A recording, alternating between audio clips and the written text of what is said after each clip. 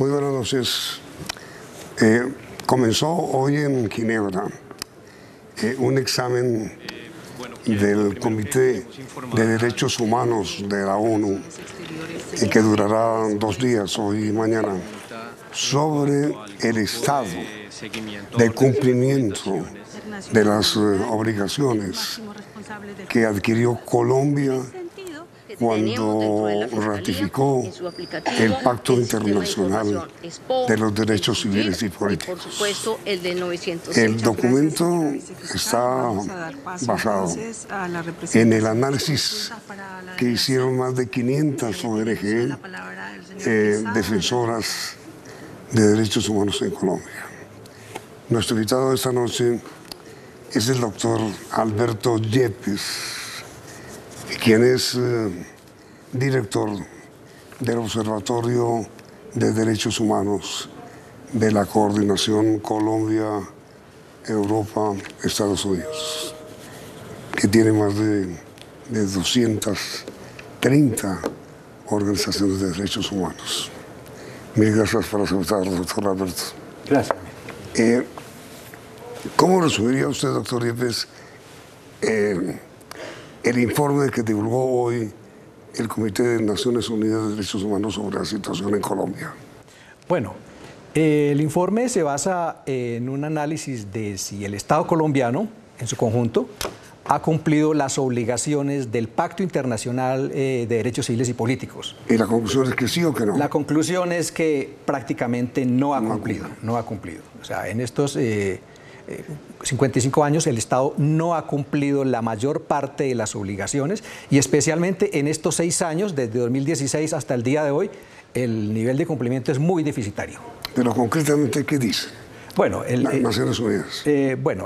Naciones Unidas está examinando el reporte que el Estado presenta, el reporte que presentan las organizaciones. ¿Estado quiere decir gobierno y ONGs o solo ONGs? No, el Estado, el gobierno, la justicia, la fiscalía, la JEP, distintas instancias del Estado, no solo el gobierno. ¿Gobierno también? Sí, gobierno también. O sea, ¿Y las ONGs? Y las ONGs presentan lo que llama el informe alternativo, es decir, un informe que trata de contrastar lo que el informe del gobierno. ¿Y la situación de derechos humanos en Colombia hoy cuál es, según este Comité de Naciones Unidas? Pues el comité está examinando, preguntándole al Estado, y entre el 21 y el 25 de julio ahora presentará su dictamen. Dirá, digamos, qué tanto ha cumplido, cuáles son las conclusiones y las recomendaciones al Estado colombiano. Por ahora está en la indagación, por ahora está explorando qué es lo que el Estado presenta y lo que presentan también las organizaciones no gubernamentales. Pero hoy se conoció un informe previo en donde denuncian, por ejemplo, que en Colombia hay impunidad. Sí. ¿Cómo es eso? La impunidad en graves violaciones de derechos humanos es sinceramente atroz, por encima del 90%. Y básicamente en esta fiscalía tenemos una situación, es que con los graves violaciones de derechos humanos en el marco del conflicto, se congelaron las investigaciones en la fiscalía por una mala interpretación de lo que era el acuerdo final de paz, pensando que solo la JEP tenía obligación, cuando la obligación era que la justicia ordinaria tenía que continuar las investigaciones hasta que la JEP decidiera asumir competencias sobre el caso. Eso ha hecho que graves violaciones de derechos humanos, especialmente relacionadas con agentes del Estado, no hayan sido investigados y estén prácticamente congeladas en la Fiscalía y en la Justicia Ordinaria. Pero mañana habla el fiscal allá en Ginebra. Mañana habla la vicefiscal general de la Nación, va a estar allá respondiendo. Y tendrá que responder ese cargo. Tendrá que responder frente a lo que se ha señalado, porque efectivamente... Pues ese es un cargo, en el sentido de que abandonaron la investigación a violadores de derechos humanos dentro del Estado. Claro, por ejemplo, los casos de falsos positivos, los máximos responsables, no hay una sola condena contra ningún general o ningún, digamos, comandante de una división o de brigada, a pesar de que fueron más de 6.400 casos. Dice la Jurisdicción Especial para la Paz de casos de ejecuciones extrajudiciales o conocidos como falsos positivos. Y ningún alto mando ha sido, digamos, acusado o ningún general, digamos, ha sido condenado por este tipo de hechos. Solamente hay condenas a personal medio y de baja graduación. Eso demuestra la impunidad. O en el caso de los paramilitares, solamente hubo 50 sentencias de más de 30.000 paramilitares que se desmovilizaron, que solamente abarcaron a 200 paramilitares. O sea, la impunidad en este sentido también es atroz. Pero esa impunidad y esa dificultad de acceso a la justicia no es de hoy, no es de hoy. Eso viene desde hace mucho rato. Sí, la impunidad en este país es estructural y, digamos, ha servido de cobertura para que se continúen perpetrando los crímenes. La impunidad es un estímulo para la repetición de los crímenes contra los derechos humanos y eso es lo que estamos denunciando en este informe. ¿Y qué se va a hacer con la suspensión por parte de la Fiscalía que usted denuncia de investigación a funcionarios públicos? Nosotros lo que estamos pidiendo es que efectivamente las recomendaciones del comité efectivamente llamen al Estado, y especialmente a la justicia y a la Fiscalía, de que se ocupe de las investigaciones, especialmente de los más altos niveles de responsables en el Estado. ¿Sí? También entidades como la Corte Penal Internacional deberían asumir, digamos, competencia en esto, pero pensamos que el comité tiene un papel importante en señalarle al Estado colombiano una deuda grande en la investigación, judicialización y sanción de los más altos responsables de graves violaciones de derechos humanos. Y no ha habido sentencias contra paramilitarismo, ¿no es cierto? Sí, hay 50 sentencias a partir de la ley 975 del 2006 hasta ahora que abarcan un poco más de 200 paramilitares, sí, de cerca de 30.000 que se movilizaron, pero además también tenemos que las víctimas prácticamente no fueron reparadas. Solamente el 16% de las víctimas tuvieron algún nivel de reparación. 16%. 16% es un nivel muy bajo de reparación, digamos, en este sentido. Además, los bienes aportados para los paramilitares pues, fueron absolutamente insuficientes frente a la magnitud del daño tan gigantesco que significó cerca de 8 millones de personas desplazadas, sí, que no han sido reparadas. Mejor dicho, lo que ustedes denuncian es que, por ejemplo, en materia de restitución de tierras, eso ha sido nulo. En materia de restitución de tierra, la restitución prácticamente ha sido el 7% de las víctimas. O sea, todavía serían, dice la propia unidad de víctimas, se necesitarían 60 años al actual ritmo para reparar a las víctimas. 60 años, o sea, lo que implicaría que el Comité de Derechos Humanos pues tiene que señalarle al Estado la obligación de reparar y financiar adecuadamente y disponer los mecanismos institucionales para que todas las víctimas sean reparadas. Y hay también, doctor Yepes, una serie de denuncias sobre la falta de garantías ante el Comité de Naciones Unidas sobre la protesta social. Sí, la protesta social se ha visto muy limitada y muy obstaculizada, con falta de garantías. Lo demuestran las protestas del denominado estallido social del año 2021, en que 89 personas fueron víctimas de ejecuciones extrajudiciales, 1.919 personas fueron heridas, 116 personas perdieron los ojos por haber sido objeto de disparos directamente al rostro, 106 personas sufrieron violencia sexual y 346 personas, defensores de derechos humanos que hacían vigilancia y monitoreo, fueron también agredidas. Eso demuestra, digamos, que hay falta de garantías para la libre expresión, para la libre movilización y para el ejercicio del derecho a la protesta, que deben ser corregidas por el actual gobierno, creando algo que está en el acuerdo de paz, que es una ley estatutaria para la garantía integral del derecho a la protesta social. Pero eso no ha sido ni investigado, ni mucho menos sancionado, ni tampoco se ha implementado el acuerdo de paz. No hay condenas todavía a miembros de la fuerza pública que participaron en la represión de estos hechos y que causaron, como se mencionó, 89 personas muertas por ejercer su legítimo derecho a la protesta social, ni tampoco la Procuraduría, digamos, ha avanzado en sanciones frente a estos casos que permanecen mayoritariamente en la impunidad. Y esta es la denuncia que se hizo hoy y continuará mañana, entiendo, ante Naciones Unidas. Continuará el día mañana, se cierra el segundo día de análisis del comportamiento del Estado colombiano y el día 21 y 25 de julio se presentarán las recomendaciones y las conclusiones del Comité de Derechos Humanos de Naciones Unidas sobre cuál fue el desempeño del Estado colombiano en materia de derechos humanos. Y la agresión a defensores de derechos humanos, inclusive pues asesinatos.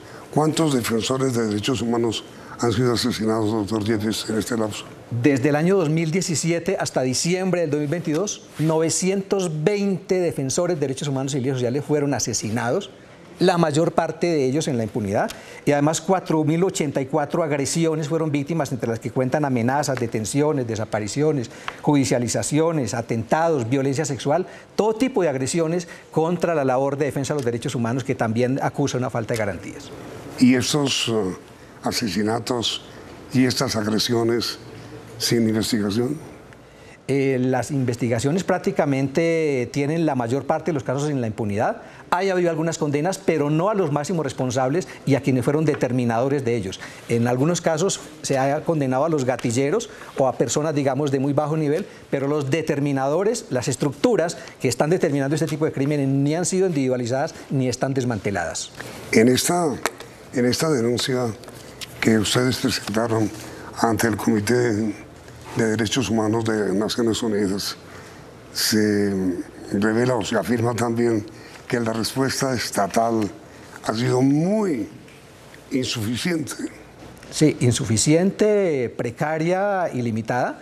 Y recordemos que cuando abrimos el Estado es todas las entidades, no solamente el gobierno que brinda las garantías, sino la justicia, también el Congreso, que tiene obligación de legislar, por ejemplo, en materia de brindar garantías para el ejercicio de la protesta, para garantizar que los derechos y las libertades efectivamente tengan marcos legislativos adecuados, y esto efectivamente no se está cumpliendo. Entonces tenemos una situación de impunidad estructural frente a las graves violaciones de derechos humanos. Y en este documento, doctor Yepes, ustedes también denuncian que entre el año 2016 y este año se han registrado 363 eventos de reclutamiento y utilización de niñas, niños y adolescentes por parte de los grupos alzados en armas. Cosa tan terrible, oye. Sí, y es una situación que continúa porque el conflicto armado continúa inclusive agravándose en muchas regiones y los niños siguen siendo objeto de reclutamiento y muchas veces también de parte de agresiones del Estado cuando son reclutados. Recordemos lo que ha pasado en los 4 años anteriores en que 29 niños fueron objeto de bombardeos que murieron en ese tipo de acciones. O sea, el Estado también es responsable y además el involucramiento de los niños en acciones cívico-militares en el que se viola el principio de extinción y se busca alinear a los niños de parte de uno de los bandos en el conflicto colocándolos en situación de riesgo. ¿Y el reclutamiento de niños y niñas y adolescentes continúa? El reclutamiento continúa permanentemente, todos los grupos armados ilegales están fortaleciéndose en muchas zonas, especialmente digamos en zonas indígenas, en las zonas del Pacífico, donde el crecimiento de estos grupos básicamente se hace con base en reclutamiento forzado de niños. Recordemos lo que pasó en el Putumayo con la muerte de unos niños que se escaparon, que habían sido forzosamente reclutados y que fueron asesinados por esta situación. En materia de inteligencia, por parte de los organismos del Estado, ¿se ha hecho algo? ¿Los organismos del Estado encargados de inteligencia han hecho algo? Pues tenemos 2 situaciones. Continúan actividades de inteligencia ilegal, como se denunció a finales del año 2019 contra cerca de 130 periodistas y defensores de derechos humanos. Pero las investigaciones nunca llegaron a nada. La Fiscalía nunca investigó, la Procuraduría nunca investigó. Pero además también el Estado tiene una deuda en cuanto a reformar la ley de inteligencia para brindar garantías para que esto no vuelva a suceder. Y tenemos una situación adicional. Actualmente el Comando de las Fuerzas Militares está buscando la compra de sistema de ciberinteligencia basado en inteligencia artificial, que no sabemos, digamos, cuáles son los controles en materia de derechos humanos que tengan y para qué vaya a ser utilizada esa información. Entonces, estos sistemas que continúan buscando invadir la intimidad o la privacidad de las personas, pues deben ser regulados por el Estado e investigados debidamente tanto por la Procuraduría como por la Fiscalía. ¿Y a ustedes el Estado los atiende o no?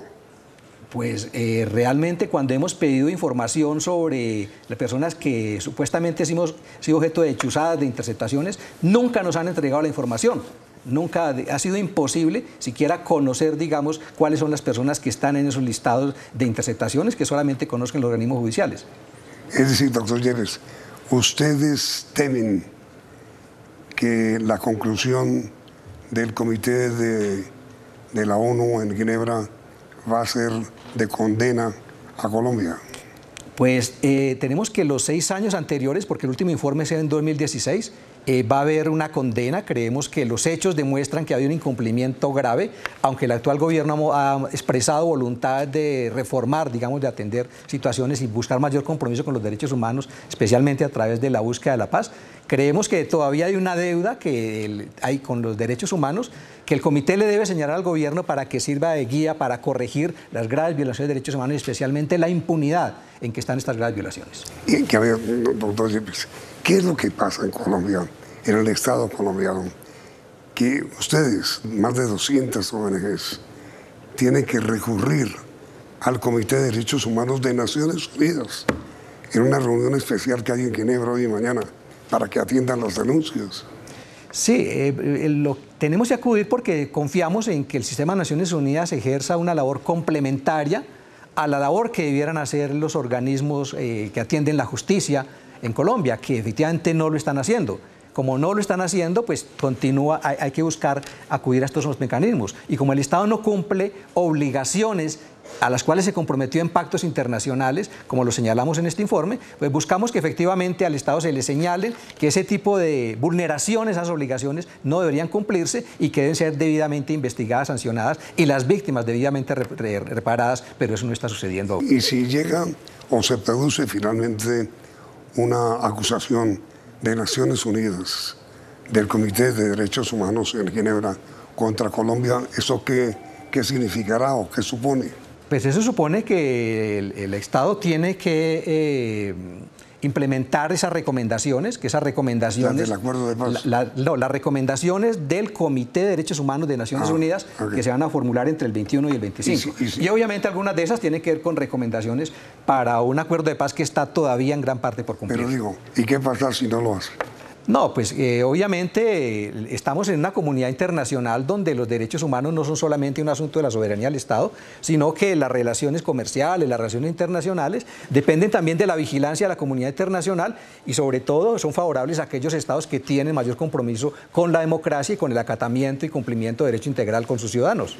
Es decir, doctor Yepes, que lo peor que le puede pasar a Colombia ahora es que Naciones Unidas la acuse formalmente de ser un país que viola los derechos humanos. Que reconozca que se han vulnerado las obligaciones internacionales que en virtud de ese pacto el Estado colombiano se obligó a cumplir y que se investiguen esas vulneraciones graves que han sucedido en estos años, que están todavía en mayor merma en la impunidad. ¿Y quién y por qué estas ONGs han sido organizadas para quejarse ante Naciones Unidas? Aquí hay un movimiento de derechos humanos que lleva unos 40 años y que tiene una labor no solamente en los tribunales nacionales, sino también internacionales, especialmente en espacios como Naciones Unidas. Y hay diversas redes, plataformas, organizaciones, pues siempre han tenido en los espacios de Naciones Unidas o el Sistema Interamericano de Derechos Humanos o la Corte Penal Internacional, digamos, espacios para llevar allá la situación frente a las insuficiencias o las vulneraciones de derechos humanos que suceden en el país. Cuando no hay solución frente a las denuncias, pues toca acudir a este tipo de instancias y poner de presente las vulneraciones para ver si la comunidad internacional se ocupa de presionar un poco al Estado para que corrija el rumbo y se garantice una vigencia plena de los derechos humanos. ¿La desaparición forzada en Colombia subsiste todavía? Subsiste de una manera aterradora.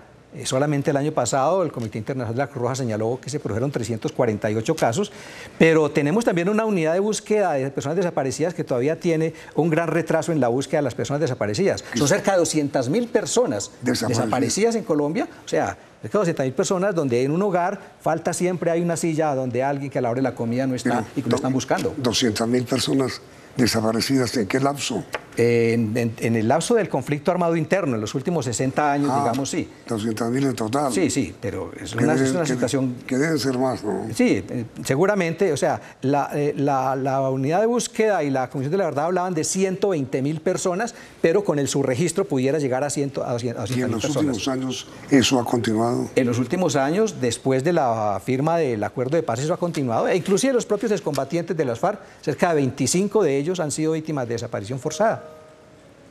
Y mire, ¿y qué es eso de que el comité del cual ustedes hacen parte recomiende al Estado cesar con todas las acciones cívico-militares?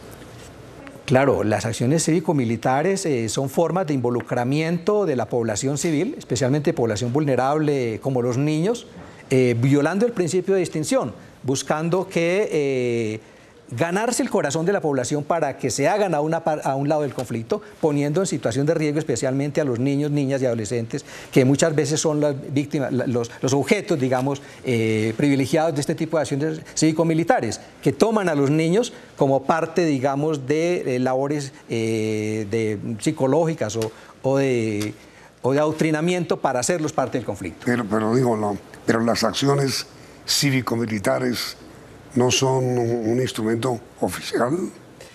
Han sido largamente utilizadas a lo largo del conflicto para ganarse el corazón de la población y ponerla a un lado del conflicto, pero en situación de conflicto persistente, pues vulneran el principio de distinción, digamos, que hace que los civiles no deben ser instrumentalizados para esa labor. Las labores cívicas deben ser desarrolladas por organismos civiles, las labores militares por organismos militares, y creo que debe haber una distinción clara en ese sentido. Pero cuando los civiles se busca alinearlos en uno de los bandos del conflicto, especialmente a los niños, para obtener información, para llevarlos, digamos, para hacerlos parte del conflicto, pues eso los pone en una situación de riesgo. Mejor dicho, doctor Yepes, lo que ustedes denuncian es que los niños y adolescentes, niños y niñas mayores de 12 años, siguen siendo víctimas de secuestro, de vulneración de sus derechos, de reclutamiento. De violencia sexual, de desplazamiento. Sí, actualmente, por ejemplo, se habla de que los desplazados, en materia de desplazamiento, 136.000 niños y adolescentes, digamos, son objeto de desplazamiento. Hoy. Sí, hoy, a corto de 2021. O sea, es una situación grave en la que son las personas más vulnerables, personas desarraigadas de sus sitios de origen que van, digamos, a los corredores urbanos a aguantar hambre, necesidades, falta de atención a la educación, la salud. Son situaciones dramáticas que colocan a los niños, niñas y adolescentes en situaciones que no deberían ser. Y lo que buscamos es efectivamente que el comité recomiende una mayor protección a los niños, niñas y adolescentes en el marco de situaciones de conflicto armado. Y mire, doctor Yepes, y no hay Estado.